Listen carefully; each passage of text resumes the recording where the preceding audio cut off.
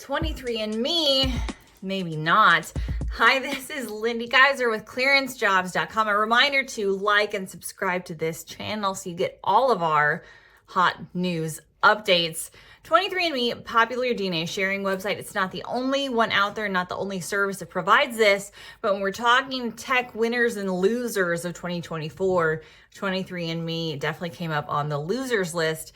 Prompted a lot of folks to ask who have shared their data and DNA with the site if they can delete that information, and if that's possible. There was an article on CNET about that. Kind of gave rise to a question here at Clearance Jobs, which is security clearance holders and what they can and cannot do when it comes to DNA testing and sharing. So we've written about this over at Clearance Jobs before. The DoD has issued warnings to service members about popular DNA testing kits. They were all the rage a few years back, especially when they first came out. Folks wanted to see if they had Neanderthal roots or whatever it was. DoD at that time didn't say, hey, you're banned from doing this, but it issued a heavy word of caution specifically for service members, knowing that this data is going to be vulnerable to a data breach, which is exactly what happened to 23andMe. Last year, 6.9 million records were breached in that. So basically just said, hey, you're putting a lot of personal information out there, including DNA and genetic information. We know that our private information is subject to data breach across the board already. Credit information breaches, healthcare breaches have been a significant issue when it comes to DNA testing. Again, you're swabbing your DNA, you're submitting it, and you're kind of subjecting yourself to having more data out there, more data and information subject to breaching. So can you delete that information? If you've seen what's going on with 23andMe, you don't want to be a part of the next generation. It's a little difficult, and it's going to take a few different steps to do it. And again, especially with sites like 23andMe, what a lot of people didn't realize is that there are a lot of different ways, depending on what they signed up for, that data and information could be shared with third parties, shared with researchers.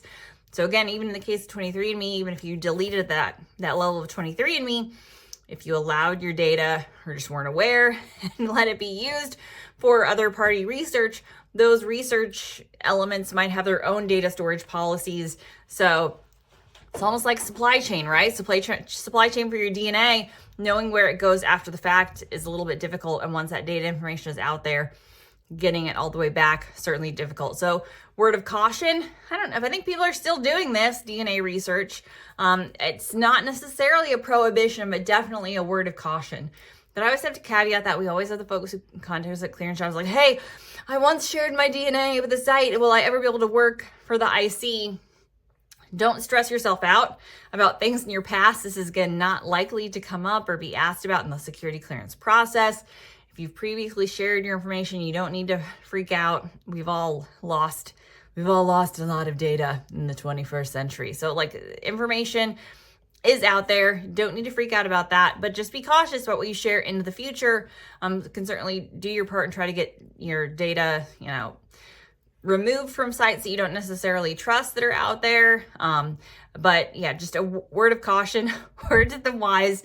Be careful with your DNA, where you share it, submit it, where it goes, because once you put anything out there into the web, into giving it to a third party, again, 23andMe certainly was in some cases storing that DNA for folks who had opted in for that.